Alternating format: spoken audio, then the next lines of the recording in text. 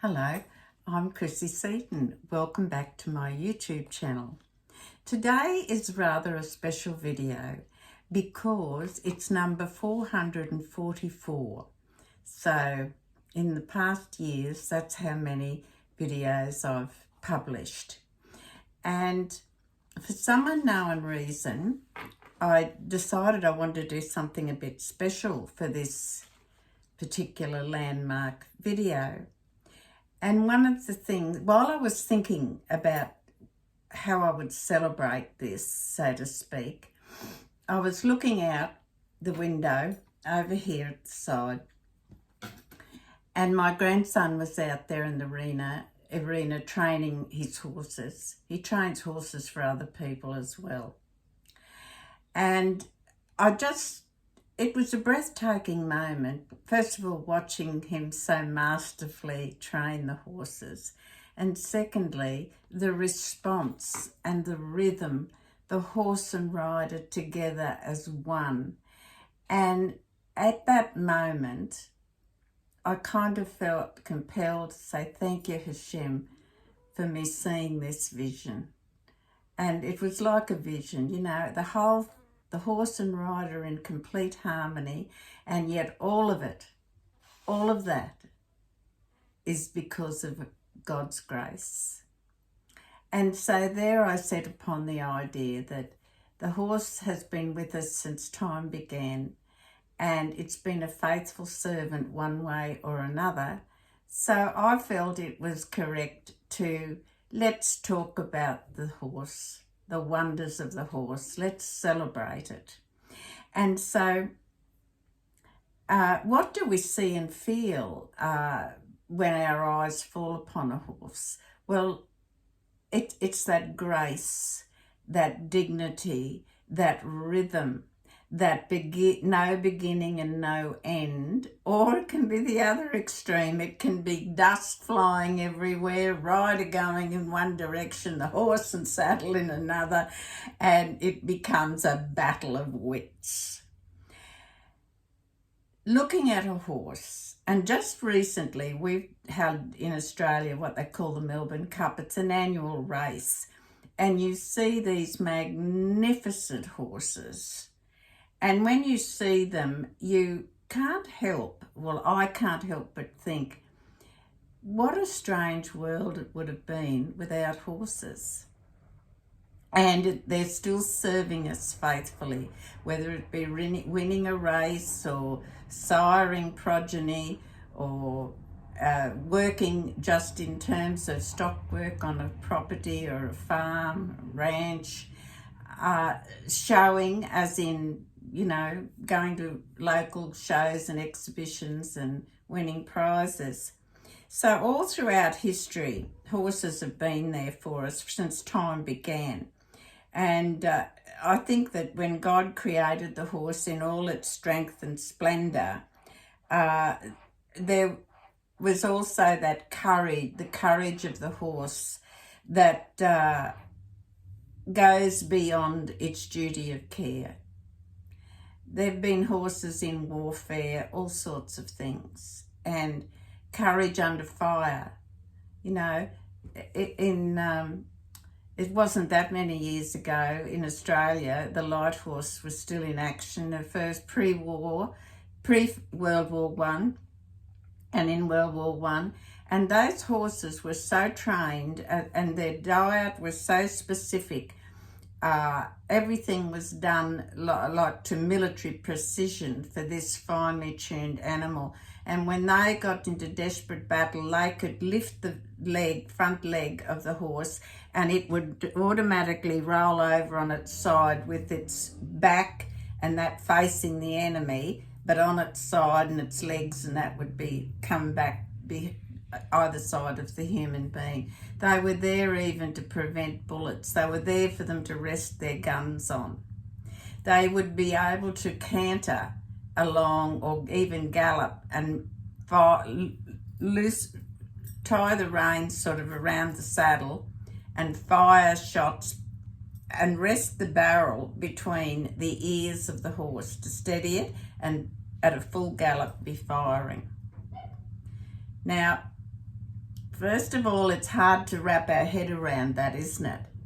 But who else could create an animal like a horse and then it be utilised in every manner of life?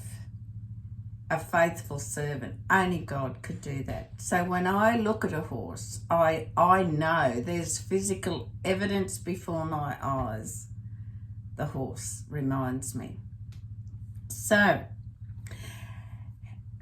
feeling a horse, there's something, their muscles ripple, you can feel them under your fingertips, and you know their breath when they snort, and sometimes they blow, you know, snotty stuff all over us, but you know, hey, that's okay, we put up with that.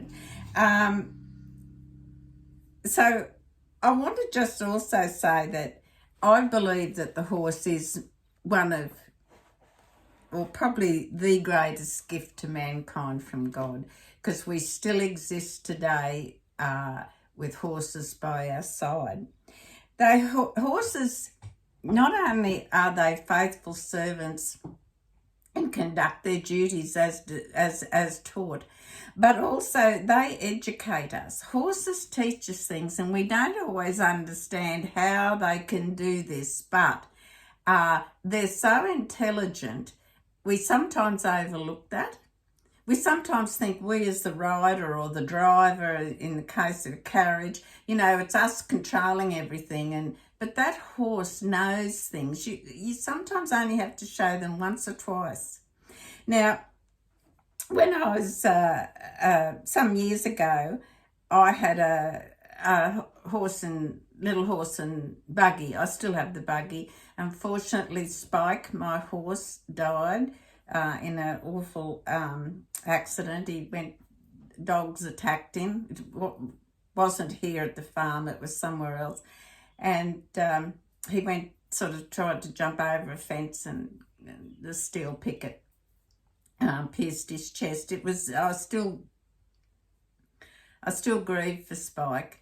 He was the most rambunctious horse you've ever seen. He wasn't very big. He was a little pony. His hair went straight up. His mane went straight up, and, you know, you couldn't control it. But he was a show pony. He truly was. I used to harness him up, and we'd sometimes go into the town where the shops were and things. And other times I took him to shows and competition. But if we were just going on a joyride around the local town, people would stop and look, and a lot of them would put their phones or cameras up to take a photo. Well, I didn't have to pose, because as soon as he saw people go like this, he'd just sort of veer over and say, let's go over here, Mum, we're going to, engage with some people. He was a show-off. But at the same time, he was the most reliable, lovable, faithful horse you could ever want to have. I had hours and hours and hours of pleasure. And, when he died, I mourned like I was losing a child. It was there'll never be another Spike. I also remember my first horse as a child, very, I guess I was 4 or 5, I can't be sure. But my father wanted to get me a pony, quite old pony. And so there was a drover, drovers drove cattle from place to place to feed, what have you. And he saw him on the road, and he saw this old grey, he wasn't a pony, he was a bit over 14 hands, but it just seemed, and my father thought, he's a good age, and he pulled up, and the man was actually an American. He had been in Australia for many years, and my father asked him and said, what about the old grey fellow over there? Oh, he said, he's faithful. He'll always have a home here. I've had him since he was a foal, and but he's getting a bit old. And my father said, I've got a little girl that I need a pony like him for. And he talked to Dad for a while, and they as men do, you know, talked about the weather and all sorts of things. And eventually this man said, look, I tell you what, he said, you can have him. And Dad said, how much do you want for him? Thinking he'll want a fortune for this old horse, he'll be so reliable. He said nothing. He said he needs to go to a good home. He's been on the road long enough. I don't work him hard. He just comes along for the drive, so to speak. He's, you know, getting old. And so that's how I ended up with him. And we called him Yank after the American drover. And I can remember him. I remember him so faithfully because he was a bit, I couldn't sort of get on him. I was too short. I'd have to have someone lift me on, but I soon worked out I'd drag a chair or a drum over and he would just stand there while I placed the rickety drum or the chair and get up, and you can imagine flop all over him and everything. He would just stand there. And I would get on, and he no bridle, no saddle, nothing, but he would just faithfully wander around a circle. Then he'd turn around and go back the other way. And then by that time, Mum or Dad discovered me out there riding Yank, no bridle, no saddle, just hang on to the mane. He was just another, you know, I was fortunate enough to have two brilliant horses in my life, and I honour them greatly. And both of them, when they died, I mourned because I'd lost part of me, you know. So certainly Spike and Yank did their duty. God must have truly been pleased with them. And, you know, I also thank Hashem for placing those special horses in my life. Look, there's been others, but those two are the most vivid that stick out in my mind. And I don't think there's too many days go by that I don't especially thank Hashem for that, not just for all the horses that have come and gone in my life and our lives, but those two taught me a lot. And I had so much pleasure and I learned so much just because of those two special horses. So we've got to remember that horses are still serving us faithfully. Wherever you go, there's horses in either commerce or trade, wars, sports, lifestyle, travel, and all other avenues of life and living, whether it be like my grandson training horses out here or someone else breeding them. There is some aspect of life near to us where horses are involved. Just think what the world would have been like if no horse had existed. So again, I cannot look at a horse without seeing the hand of God. I know, look, there's other animals and faithful dogs and all sorts of things like that, but there's something about the horse that is surreal. And I don't know if you can sort of see here, that's just a cardboard sort of thing of a horse there, and then there's behind me, here's partly obscuring it, there's the anatomy. And when you look at the anatomy of a horse, only God could put that together. No other human being could do that, could say, I'll create this horse. I've got a photo over there. I'm hoping you can see it. It's the one with my hand sort of in front of now. There's a group of young boys on their ponies and my younger brother standing there. That was when my boys and the neighbourhood boys were only little boys. And they used to, on the weekends, they'd saddle their ponies up and they'd go riding all around the neighbourhood, and they called themselves the Hole in the Wall Gang. And that was their big, you know, weekend venture somewhere. Of course, we parents weren't too far away. We'd drive along and check on them and everything. But they were cowboying or they were cops and robbers or whatever, but they were having a great time with their faithful ponies. And then just underneath that, you'll see there's a photo frame there, and that photo is of my son Troy, who lives here with us on the farm, and he's training a horse. And I don't know if you can see the dust kicking up there, how he's teaching it to stop, a reining horse, and it just stops, and look at the cloud of dust. Amazing, isn't it? And then also there's another photo I'm pointing to now, this one here. I think you might be able to see it's a bucking horse. It's got Cheyenne Frontier Days or something. This was when he was in America. He went to the last senior years of school, he went to America, to college, and rodeoed as well. So he, that's a photo of him that the photographer took. And there again, he made his living, and part of his education was part of the horses. And he actually won the World Junior Champion bareback rider. He was only very young, and so we're very proud of him, but he couldn't have done it without the horses, could he? So horses have been an integral part of my life, my children's life, and my grandchildren's life.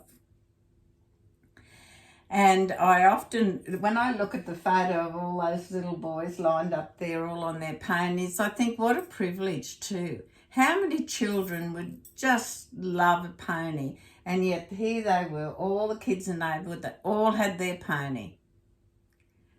You know, it was just, they weren't a play toy. They were just part of them. And they had so many wonderful hours with them. So horses are companions to us, whether it's sport, competition, work, livelihood, as in training and breeding them, etc. But every minute of every day, someone somewhere is riding or driving a horse. And be it for work, competition, ceremonies, etc. They're still with us. And I'd like to end this by just reminding ourselves that even when motor vehicles were very first experiments, and when they finally got them that the motors worked and they could putt along the road, their speed was still graduated or how shall I say, standardised is probably a better word, as horsepower per minute, HPM. And still till this day, that's if you see HPM somewhere in your car, especially where all the odd meters and things are, HPM, horsepower per minute. What a salute to horses, that the motor vehicle still is just an extension of what the horse could do. Its horsepower is used to determine the amount of, I think the word is grunt in the motor, the power, the force, the pull, etc.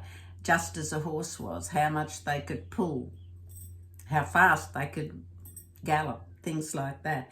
So I feel that's to me that's a monumental salute to horses everywhere, that still today, even in modern fancy motor cars, it's HPM, the amount of horsepower per minute that vehicle puts out, or capable of putting out.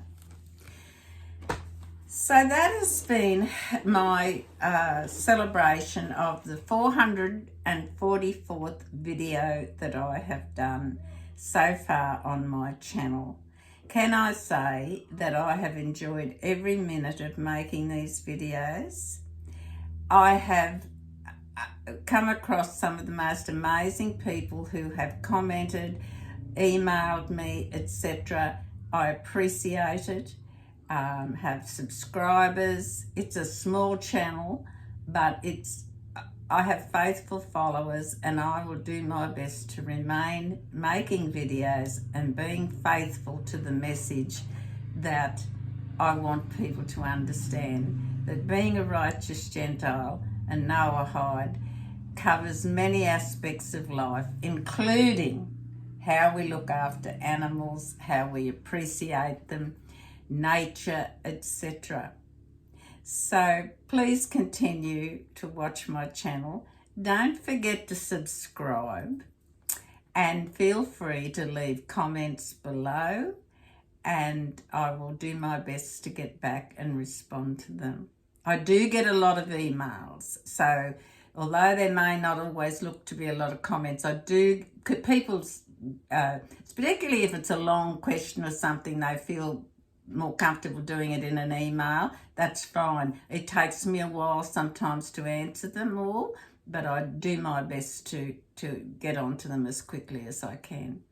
Thank you all for supporting me, watching my videos, your comments, etc. It is much appreciated. And as long as I can, I will continue with my YouTube channel, and hoping that I can deliver content that is of value to you and your lifestyle. And so 444th video is about all God's horses. Thank you so much. Bye-bye, and may God bless.